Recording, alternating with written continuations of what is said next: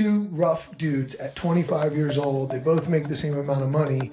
And I got everybody to feel comfortable saying, I love you, man. No, we're going to be nice to each other. We're going to be kind to each other. We're going to be nice. Yeah. Yep. And then you got everybody comfortable with the next thing, which was feedback, accountability. Yeah. I love you, man, but stop doing that. Hi, everybody. Welcome back to the podcast. My name is Eric Tilghman, the CEO of Tilghman Builders, and I'm here with J.P. Mel, our Operations Manager. How you doing, J.P.? I'm good. I'm good. I'm tired. The holidays make me tired. They make me tired too. But other than that, I'm pretty great. Good. Yeah, I'm pretty great. Good. So you've been with the company for, I want to say 6 years, 7 years? It'll be 7 years in July. So 6.5 years. Okay. Yeah. And how long ago was it that you took my job as operations manager? 2.5 years. Okay. 2.5 years ago. I think, right? Yeah. Yeah. Because it was 2 years in the field as a carpenter, like 2 years going from kind of laborer to lead carpenter. Then it was 2 years as a lead carpenter. And yeah, so it'll be 3 years right around the same, like beginning of summer-ish. Yeah. Yeah. Yeah. All right, good. So when you came into that position, one, I knew you'd be good at the job, and you are. But there was something that I thought I was very good at, and I was nervous that you were not going to be good at it. Okay. And that was maintaining the company culture. Now, here we are, years later. It's better than ever. It's better than ever. Yeah, you're welcome. Yeah, thank you.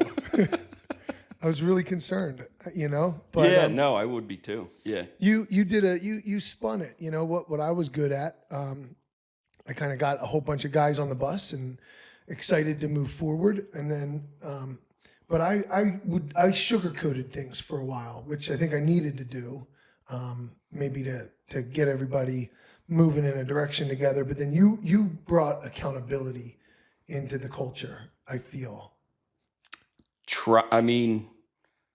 I think I started having some very real conversations with everybody about what we needed them to do for us to move forward and for them to move forward.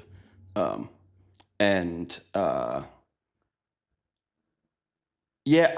think it fit where we were at. And I think ultimately, if you have the right people in the company, they're appreciative. Yeah. And if they're not appreciative, they might not be the right people. Appreciative of the feedback. Yeah, exactly. Yeah. We want people who want to grow, and you can't grow comfortably. That's true. You can't grow comfortably, and you can't it can be hard to grow on your own. I think everybody needs feedback and needs someone else's perspective. Yeah. To see their blind spots and to let them know what they're doing great and to let them know what we need them to change or do better or whatever.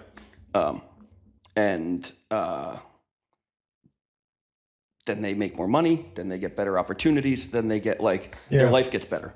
I think all of our lives get better if we get feedback from other people. I made sure that you were comfortable being very, very honest with me because I wanted to know what was needed from me as clearly as possible from the get-go.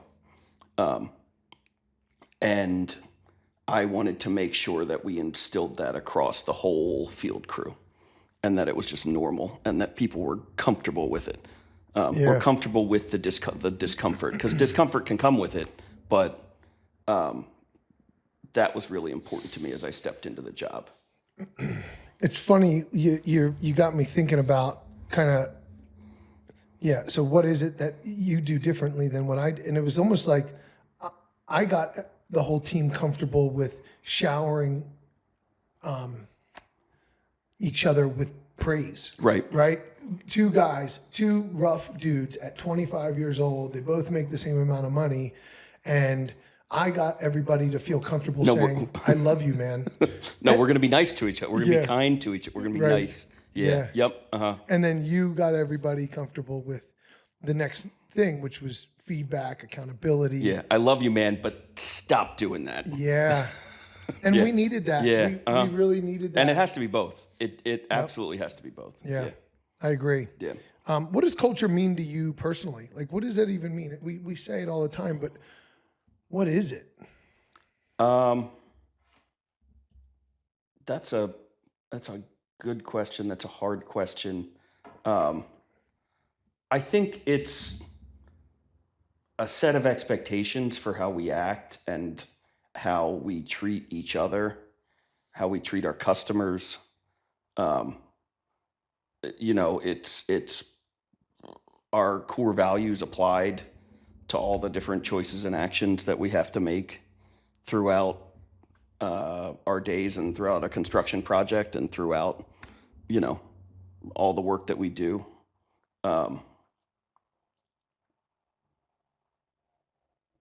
And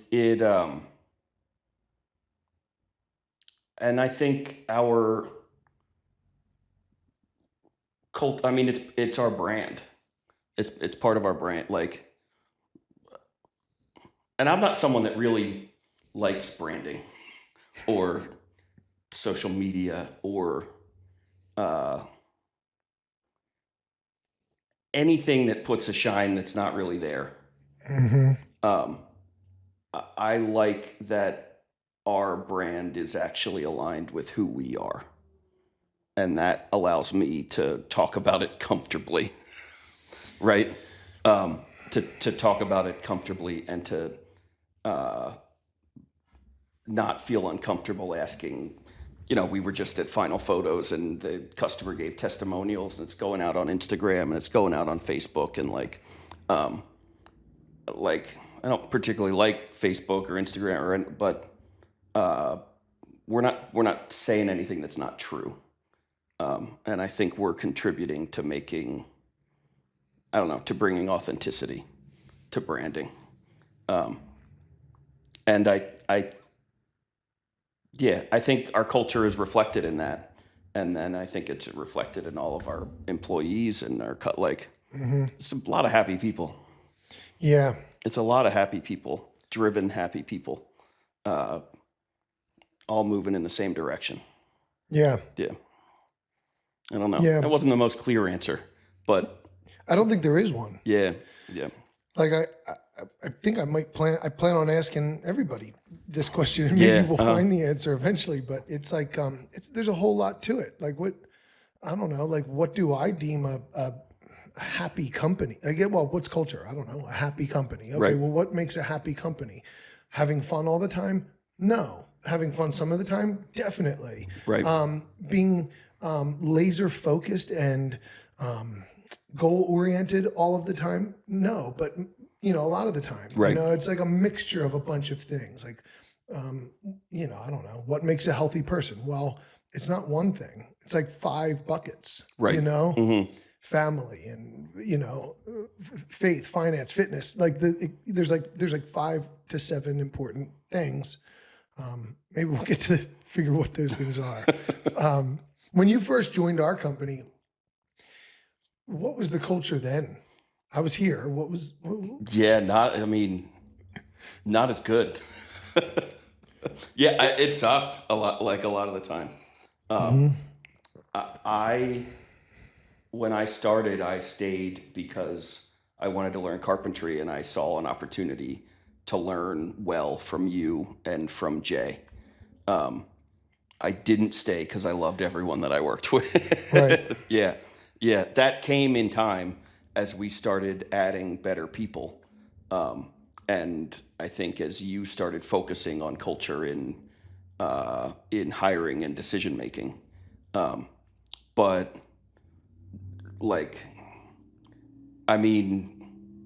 we had a string of 9 lead carpenters come through. And not all bad guys, but all bad culture fits, and all of them would be bad culture fits now. And we had a lot of carpenters who didn't care, or only cared every other day, or only showed up every other day. Like, yeah, not bad, but not nearly as good. Yeah. Yeah. Yeah. I mean, you were here from kind of like, not the beginning, you know, Bob started the company Right. many years ago, but, you know, you saw it, you kind of saw it at, I don't know, it was just a different thing. It's a different company. Yeah. Yeah. Yeah. I tell people that when we hire them, that, you know, Bob started the company 40 years ago, but this form really emerged over the last 5 years or so. Yeah. Yeah. It's all culture, man. Yeah. Yeah. It's all culture. Yeah. And culture's not everything, but I just think without it, I don't know how to run a business without it. How do you get somebody to, you know, do something to help you if they don't like you? Or how do you get someone to follow a new process if they don't respect the company's values, or if they're not established at all? Yeah. It's why construction sucks. Yeah. Yeah. It's why construction sucks, because it's hard to begin with. It's very hard to begin with. And then there's so many companies that don't understand even the basics of, like, just be nice to people and do the things you say you're going to do. And if you're not going to do them, say you're not going to do them. And just the basics of how to treat people. And it's why, we get people, like employees, that come in from other companies and they have just horror stories. Horror stories. So yeah, what was the question? I don't remember. Right. Why do you think it's important? Why do you think company culture is important in remodeling? Because it's for a lot of reasons. It's just so stressful and hard, and unexpected things happen all the time, and you need to have a baseline of how you treat each other and treat your customers, and then also because you're in people's homes. So to do it well and to do it in a way that people will want you back after you're done, or will want you to finish the project or whatever, or will like you when it's done, you have to know how to treat people, and you have to be like, it's like having a roommate, or we're living with people for 3 months, 4 months, and you can fake who you are for a day or a phone call or a week, maybe a month, but like they'll see who you are over 4 months. They'll see who you are. They'll see how you act every day. And so if the culture is not there, then you're only going to be able to fake it for a little bit, and then they'll see it. That's why our customers love us, is because they get to know us by the end of the project, and not just the really nice salesman, right? The really nice salesman, the really nice project manager, the really nice estimator, the really nice lead carpenter, the really nice laborer, everybody, so they see who we are in all of our people. And I think our culture and the set of expectations that we've established, it brings out people's best selves. And it's important in remodeling, because then our customers see everybody's best self. Yeah. Yeah. Yeah. Yeah. It's like, and we keep getting better Right. also, because growth and self-improvement and learning and nerding out over carpentry is like really ingrained in our culture at this point too. So all of our guys constantly want to learn. They constantly on their own, and it's just an established behavior, and they know that it will lead to good things. Right? They've seen that it leads to good things, and they've all embraced that. And we hire for that. We hire hungry people, but that means that our carpentry is just better and better and better and better constantly. Yeah. And we're looking for new and better ways to do things, whatever the thing is, but constantly. Promoting from within, like that's what you're saying. Like when you say people are seeing it, right? Like they're seeing the reason why they should apply themselves and Right. you know, and stretch and reach. And I think what we're skipping over there is that promoting from within is a major part of our culture, which is not systematized, Right. at least not yet. But like that's one thing that is. Right. It's a preference. Right. It's a strong preference. And part of the reason is because you, like, someone from outside hasn't come up in our cult. Like they don't know it yet. So they don't know how to, if they're moving into a position of leadership, they won't be in lockstep with all the ways that we operate and Right. all the ways that our culture, I don't know, presents itself or shows itself. So, yeah, I think, and then everyone who's coming up, all the carpenters, all the estimate, like everybody, they see that then also. Mm-hmm. So that's an important part that reinforces kind of the cycle of it. Yeah, we have one of our carpenters coming in for an interview for an estimating position tomorrow. Mm-hmm. You know, and that guy was not thinking about this as being an opportunity, and maybe it doesn't work out. Maybe it, but like the thing that we said with him was like, we're going to give this a try. You know, he wasn't even thinking about this. Like, and it's an opportunity. It's an opportunity to get your foot in the office and grow and Right. perhaps get into sales one day or this or that. Like we're always experimenting with people, with their potential. You know, our job is to put people in places where they can most quickly find their potential. Right. Right. And, you know, and I think that there was some nerves there where he's like a little nervous about like, oh, well, what happens if I'm not good at estimating or if I'm not a fit for the office? And it was an easy answer. It's like, there's like 3 dudes before you that happened to. Yeah. And they're out in the field with you. Yeah, They preferred to be out in the field for whatever reason. And no harm, no foul, you know? Yeah. Just go back to things as normal. Yep. You know, and we've done that many times. So yeah, promoting from within, it's an important piece. And likewise, like the same goes for opportunities in the field. We let young carpenters stretch their wings, try new things. We look for opportunities.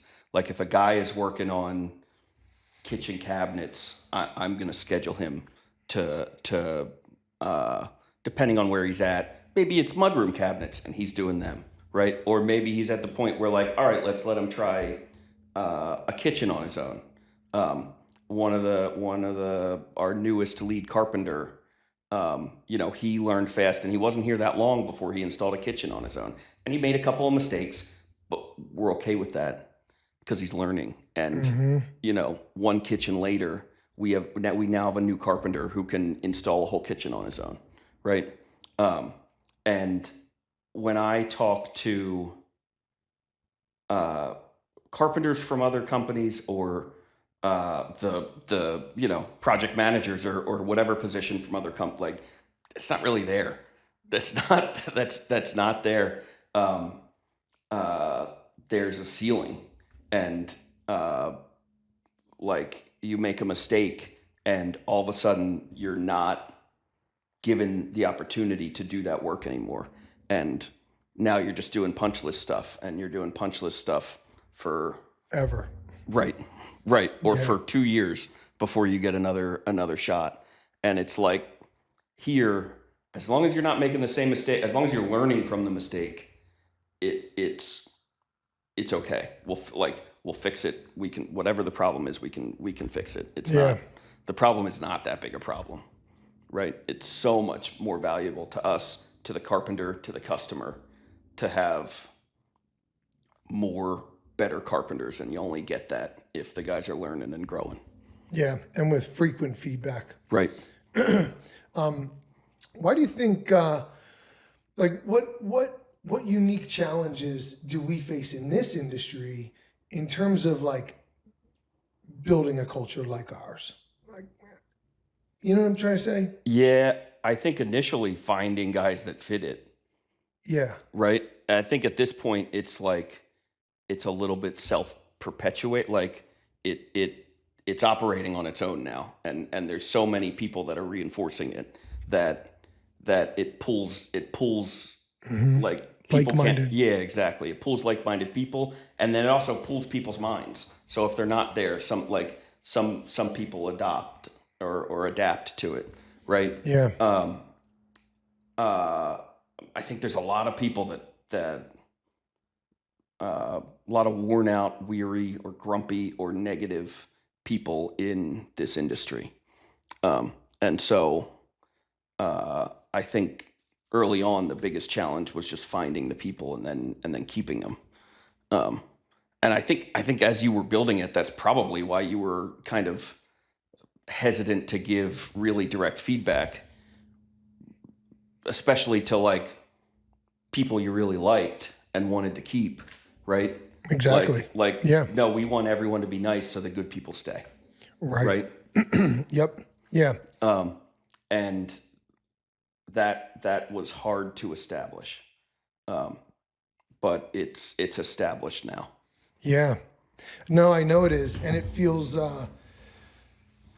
It feels like the timing is perfect. You know, we're taking on bigger and bigger projects. Yeah. We got a lot going on. There's been a lot of growth, and I just think that yeah, everything fell into place at once. You know, you taking on ops a year before we really grew. You know, like having that established, having Yeah. the relationship. Like I remember when you first started in your position, like the one thing I talked to you about most was like how important it was to get the respect of the field crew. Yeah. That was like without that, you really don't have much, you know. And you did it in your own way, different than I did it. But and we didn't plan this. We didn't plan like Eric's going to be good cop and then JP's going to become, you know. But and not that you're bad cop. The guys love you. They truly do. And I know that you know that, but it wasn't planned. It just worked out that way. And I think I said this on the last episode with Bob, but like it's a Steve Jobs quote, like it's hard to connect the dots looking forward, but it's easy to connect them looking back. And it's like, it's just nice to see that everything really worked out in our favor as far as timing goes. Yeah. And now at this point, you know, you still hear a lot of people say like, it's tough to, like you can't find any good help out there, right? I hear that all the time. And I get a little uncomfortable when I'm asked that question, like, oh, do you have trouble finding good help? I can't, you know. And it's kind of like, I almost don't want to tell them, like, no, we're fine. Yeah. We're great. Like people come into our pretty building and they're greeted by 10 friendly faces. Yeah. And they're treated well. And, you know, onboarding's it's an important part of culture. And then we work hard to set clear this is what's expected of you. These are the things. And like, you don't like, listen, it's still construction. Like every once in a while, you're going to have to dig a hole or you're going to have to there's 95-degree days. Yeah. There's 20-degree days. But we're not going to be dicks. Yeah. Like we're like, no one's going to be a dick. Yeah. And if they are, I'm gonna talk to them. Right. Right. Or someone will. Right. Or someone else in the field will.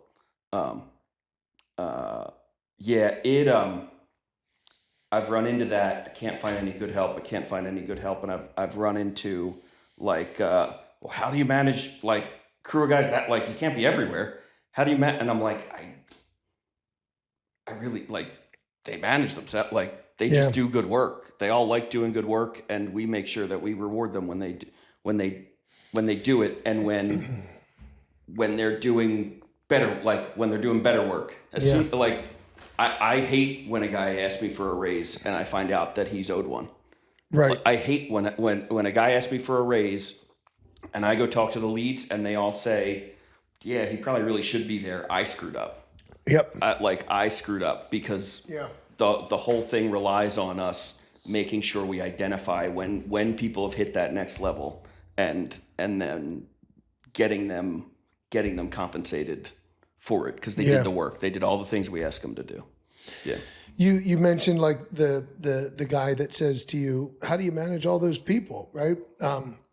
And the real answer is levels of leadership. Right. Right? Like you are technically, you're leading the 7 lead carpenters. Right. And then they lead the 3 to 6 people on their job site, which varies, right? Right. But and then you talked about, I think you'd mentioned something about, nobody's going to be a dick to you, right? Right. Right.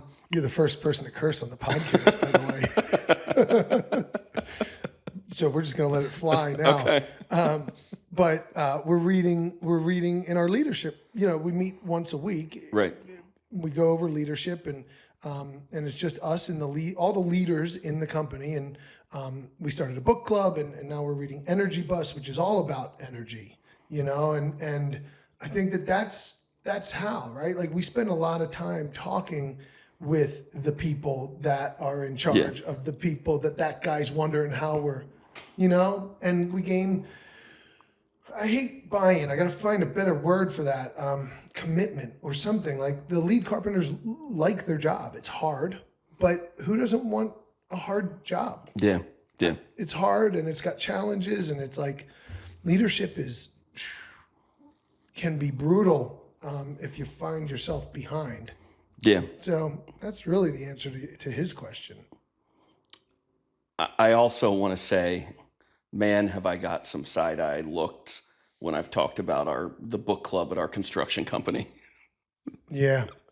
I've been talking, because I've been like, talking about, I'm reading this book, I'm reading that book, and oh, where are you reading that? Oh, my company book club. And they're like,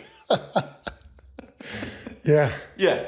But I mean, everybody's reading or listening anyway. Listening, yeah. And I think it's great. I just think it's great. And I'm glad that the lead carpenters and you and me, like I'm glad that we all are doing this, because I don't know, there's so much to learn. And like I don't know. I'm just really glad that we're doing it, and who knows what we'll read next, know. But I'm proud of it, man. We definitely bring a unique spin to construction. We are, so that's kind of another thing. Like, I don't know. Don't be afraid to have wacky ideas like a book club, My mother has a book club. And we're not. My sister has a book club. Yeah. I never had a book club, because I don't know. I'm a rough, tough dude in construction. Yeah, sure you are. But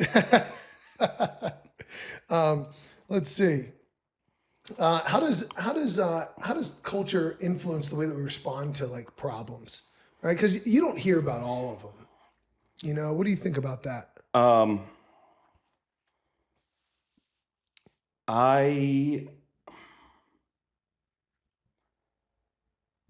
think that varies by the type of problem that it is, right? I think we have firmly established in our culture that if a guy makes a mistake, we don't come down hard on him. If it's a significant mistake, we have a conversation, right? If it's a repeated mistake, we have a conversation. But if it's a I don't know, he's installing a kitchen the first time and the cabinet needed to come out just a little bit more, or whatever, like, or the crown seam wasn't perfect, maybe we point it out, or we make sure that he sees it if it comes up in punch list. But overall, if a new guy just installed a kitchen, we say, good job.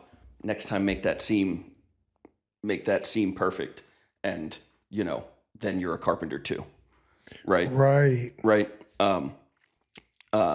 So like phenomenal. And like, I know you've never done anything like this before, and I'm so happy. And you're so close to the edge of the next level. And 1, 2, 3, these are the things that need to be on point next time, so that Yeah. so that I can give you that promotion or whatever it is. The success ladder. Right. And so there are problems in there, right? But let's look at the big picture here. What other kind of, like, if we make a mistake, I think everyone knows that we handle it like honestly with the customer, and we have a conversation with them and explain the mistake. I think that's pretty universal across the company. Core values. So honesty, accountability, and kindness. Accountability is one that I pride myself on being. I think I don't know. I just the thought of dropping a ball and really maybe that's ownership. I don't know. They kind of cross over, but my favorite and kind. I don't know. That's in the hiring. Like we don't hire unkind Right. people, right? Correct. So nobody really gets credit for that because that's a God-given gift, I Right. suppose. But honesty is probably my favorite one because, and I talked about this with Bob last time. When you're honest, you don't have to prepare. Like we encourage guys to show up who they are, exactly who you are. That's honesty too, right? Like, okay, I know that you think you're supposed to be rough and tough and rude and all these things because of your past experience in construction. I'm telling you, I need you to be exactly who you are. Yep. And I need you to be that way 100% of the time. Yeah. Even when there's a problem. And that is a gift in life. The way that we're talking right now is the same way I would talk to my friends or talk to my, my father-in-law or what, it doesn't matter. I bring the same person everywhere I go. And that is a gift. Yeah. We just left a project, the final photos, right? Now they're seeing me at the end of the project, right? So I had to maintain that same personality that I had.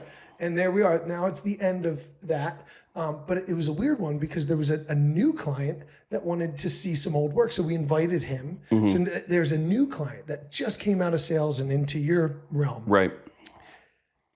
I didn't think about that until right now. Like in a lot of worlds, those are two different people, right? Yeah, like the salesperson at the end of the job and the salesperson at the beginning of the job. And there I had two customers in both of those opposite things all in one room. Right. Yeah. Yeah. And it's just, I don't know. I've always wanted to encourage that for everybody. Just be you, be honest 100% of the time. It's exhausting to do anything else. Yeah. It's exhausting to do anything else. And it makes problems so much harder to deal with ultimately.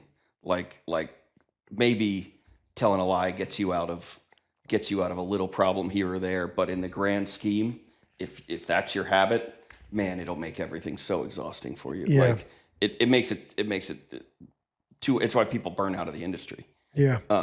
And it in that sense, I think our culture, when a problem arises, we don't have to think about what we're no, I'm going to go talk to the customer and explain what happened and what we're going to do to fix it. And so we already know we're going to be accountable. We already know we're going to be honest about it.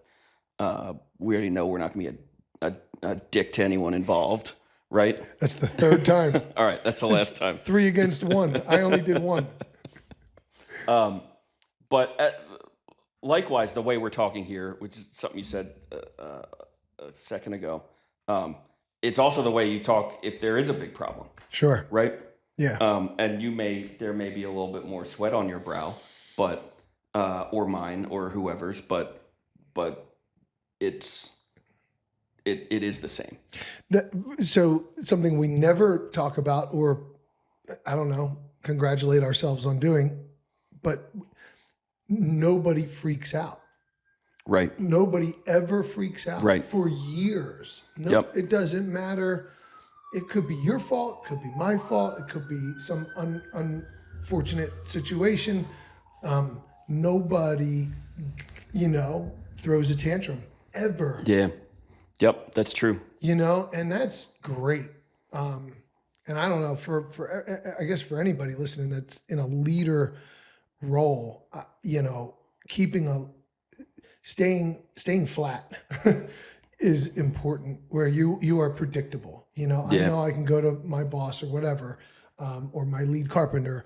I can go to him. I can tell him what happened, and I know exactly what I'll get.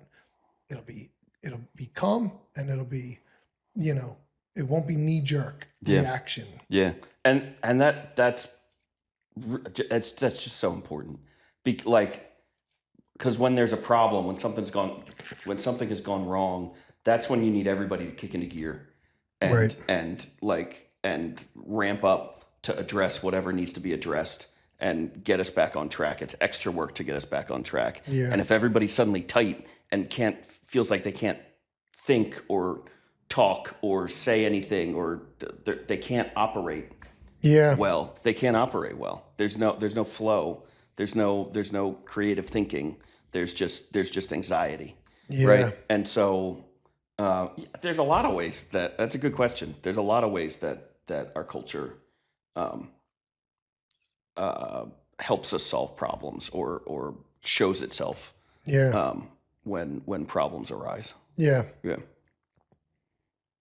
So, like, if you were talking to another, whether it's a painter or a general contractor or a plumbing company, you know, let's say they have that typical construction culture. I'll just say toxic, because we know that's just what it is. What advice? And they said, "Hey, I want to fix this." What would you tell them to do? Where would they start? I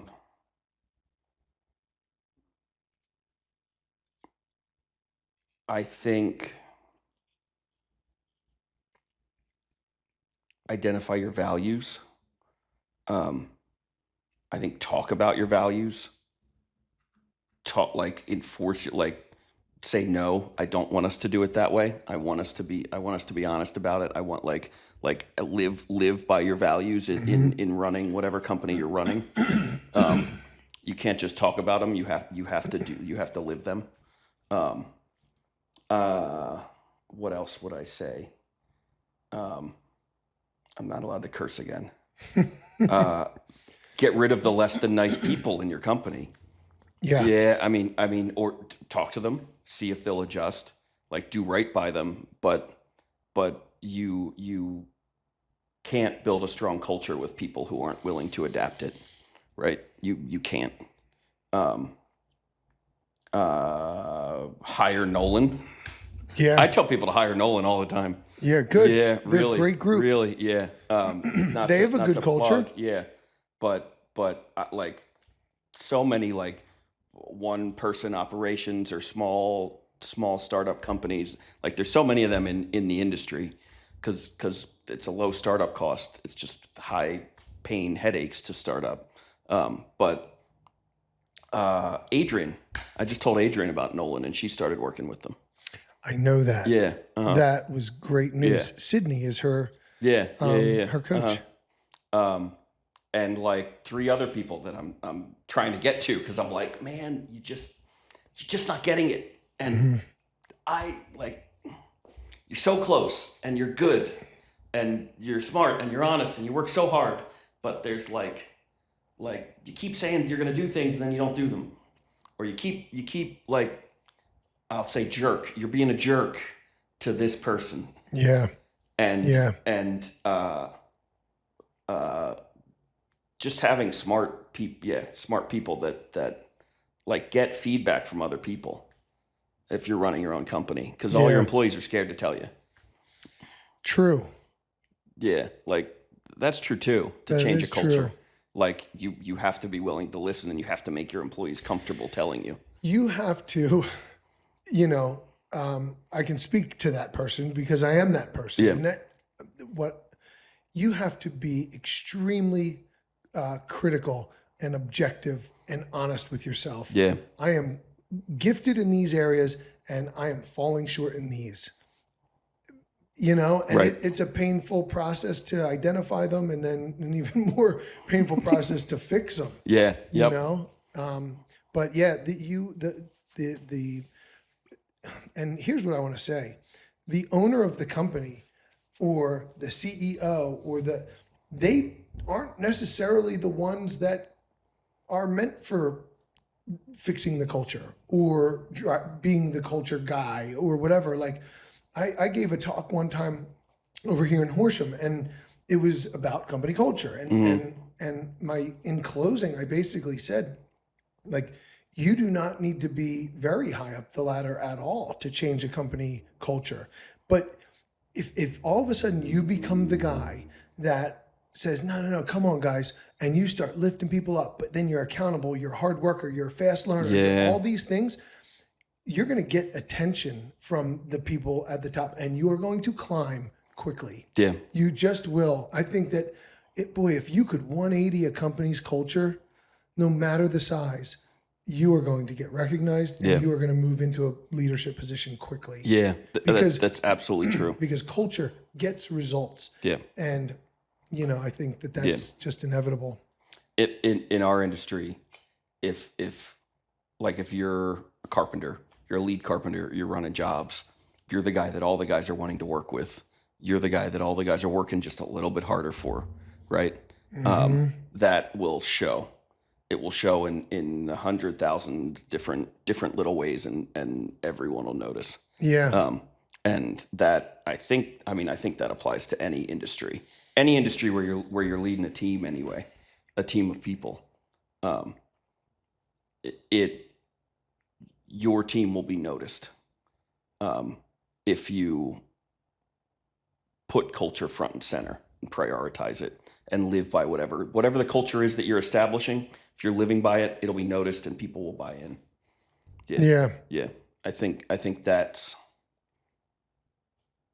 fundamentally. I think that's how you change a culture, is be about it. Yeah, be about it. And you mentioned values earlier, like, and living by those values. Now we're kind of getting back to the owner of the company or whatever, the guy that wants to fix the plumbing company that's messed up. But when we found our values, we just kind of like blurted them out. Yeah. And it was like, just say them. I was like, you know what?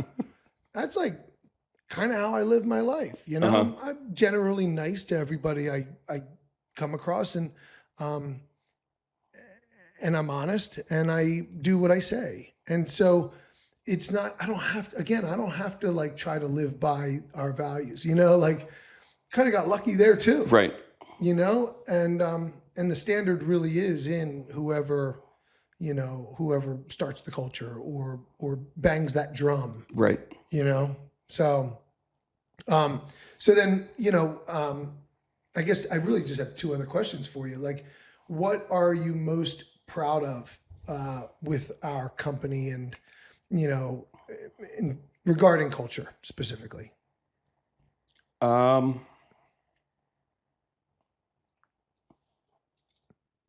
What am I most proud of? I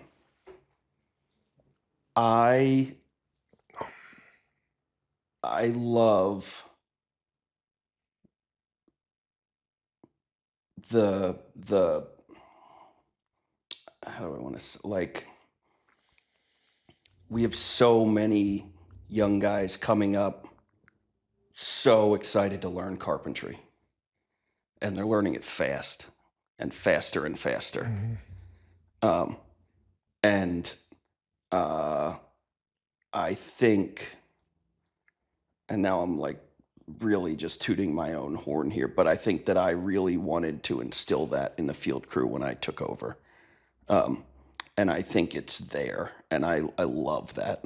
Yeah. I love it. Yeah. I wish I could, because at this point it's established and it's like it's on its own, and I really am only involved in a few conversations, and then they take it from there. I wish I could be the one actually teaching them more often. But like, I'm the one that shows the path and gives a push. But then other guys see the path and they're like, oh, well, there's the path, I'm going to do that. I'm going to look at these plans at night, and I'm going to YouTube how you do rafters, and I'm going to I'm going to show up and be ready and ask to do the rafters on the next job. Yeah. And I think that is happening more and more. And like, I think I went from like laborer to lead carpenter in about 2 years. Dave went from laborer to lead carpenter in 2 years. Like, somebody's going to do it faster. I think I might know Yeah, who. yeah, and then maybe more people do it faster. Yeah. And It's like the 4-minute mile. right, yeah, yeah, and it's our job to make sure there's lead carpenter jobs for them. Yeah. Yeah, which is not easy to accomplish. Right, it's not easy to Sure. accomplish. The company has to grow to the point where we can support that. But I think that's the thing. I think that's the thing that I'm most proud of. That's an honest answer. I wasn't sure. I didn't really think about Yeah. what you'd say, but as it was coming out, I'm like, that's a thought out answer. Yeah. And I believe you, because you are very good at you. And you know what? You wanted to make that change in the company. And I know that you wanted to, not because you told me, but because that's exactly what happened. Yeah. You made that change, you know. I think the first person I saw that with was probably Joe Z, who's now a lead carpenter, young guy, you know, and you saw the potential in him. And nobody in this company is as close to him as you are. You really took him under your wing as he was coming up. And that was, I think, the first guy I was like, he's really making a difference there with Joe, you know? And Joe did the work. Joe did the work. But yeah, but you gathered the feedback, organized it, held on to it, delivered it, right? Like, it's not easy. Like, you like Joe, Yeah. right? And that's not easy. And yeah, you're really gifted at that. You really are. And I think everybody here knows it. So kudos, because the company needed that, you know, and I know I've thanked you for this before. So I'm uncomfortable. You can stop. okay, good.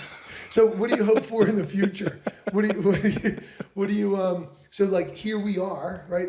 I know in the morning when I visualize the future of the company, I know what that looks like, but like, what's your vision of the company over the next few years? Over the next few years? Yeah, and you can name the years if you want to stretch it to 10.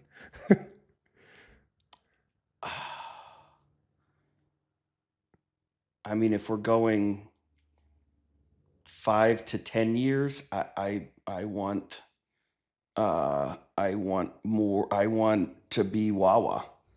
I want more branches. I want, like, oh, Tilghman's moving into town, That's a good thing. right? Like Yeah. like I've seen their jobs all over, you know, up near Hatboro. Now they're Phoenixville or Delaware County, wherever it is, right? I want that over 10 years, and I want us to grow the people to do it. I want this to be a place where a young guy can come, start hauling lumber and digging holes and whatever unfun work they have to do, and can come up and they can spend their whole career here, and there's not a ceiling. Yeah. Right? There's not a ceiling. They can take it as far as they can take it. And to do that, we have to grow. We have to grow. But that's what I want, really. Our visions are pretty damn close. Uh-huh. Yeah. Yeah. I mean, we've talked about it in the past. Like, I've always, you know, wanted to give, like, we've talked about Tilghman Builders University. Yeah. I know, like, but like, that's it. Like what you just said, that's it, right? Where it's like, I have one easy choice. Like, I like carpentry, and boy, if I'm lucky enough, I'll be, you know, considered over at Tilghman, Yeah. you know, and we do want to, you know, go nationwide with this, and why? Well, because we literally know that we have a well-intentioned kind of business model that is excellent towards its employees, and therefore the company excellently treats its clients or serves its clients. Like this is why we have happy customers. And sorry, I don't mind saying it on the podcast. We're at like 99% happy customers throughout the year, and that's why it's because of the culture. It's because of the systems. It's because of our core values and our very established mission. Yeah. And it works. It scales. Yeah. People want to work in a place like this. Smart people, good people, driven people want to work here. And we're seeing that more and more. And like, I look at many of our young guys and like in 10 years, what are you going to be like? I mean, you're going to be great. Like you're going to be great. You're going to be ready to handle so much. And you just changed their life. They wouldn't have seen that. They did too. Right. Yeah. But showing them. Yeah. You don't know that this is possible for you. Yeah. But it is. But like, you're not going to be building these jobs. You're going to be selling these jobs. Right. Right. You're going to be, yeah. Yeah. The manager, the general manager at the Phoenixville branch. Right. Yeah. Right. Yeah. Cool. Yeah. So cool. That's what I want. And profit sharing. That was the only time you leaned into your mic. Oh, was like it? Huh. Your mic was muted. I'm sorry. Yeah. Profit sharing sounds great. Uh-huh. It's a culture fit. Yeah. It all fits the culture. Well, JP, you're a beast at your job. I feel blessed that I know you. You and I are very different in many ways, but we have a great relationship. I can give you feedback like nobody else in this company. I appreciate all that you do. You've believed the vision from very early on, and you always told me that. And here we are, and I couldn't be more grateful for your help. So Likewise. thank you for being on the podcast. Thank you for having me. Everybody, until next time, stay positive, be nice, and step out of your comfort zone. Bye.